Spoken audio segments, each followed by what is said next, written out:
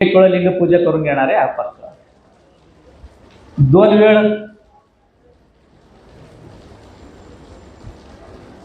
बघा, एकदम 50-60 पैकी 2च हात वर, 2 वेळा लिंग पूजा करणार.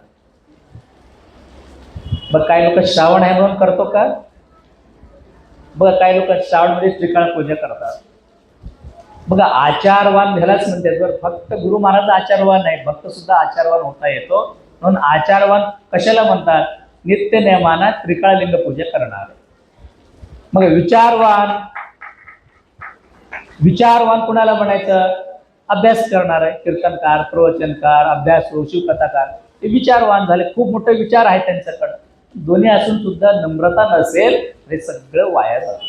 म्हणून माऊली सांगतात भृत्याचारी झाला पाहिजे. म्हणून या 9व्या अध्यायामध्ये मौलीने सखोल असं चिंतन करत असताना सामान्य आणि जंगम दीक्षा, 2 दीक्षाचे महत्व सुद्धा सांगितलं. सामान्य दीक्षा म्हणजे नित्य नियमाना प्रत्येकजण तुम्ही जे काही दीक्षा घेतो ते सामान्य दीक्षा प्रत्येक भक्ताने घ्या.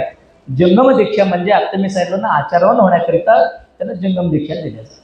जंगम दीक्षा घेतल्यानंतर तो जंगमासारखाच आचार विचार राहून, म्हणजे आचार्यासारखा त्यांचं नित्य नियमाना त्रिकाळ लिंग पूजा करणारा तो जंगम दीक्षा घेतला पाहिजे.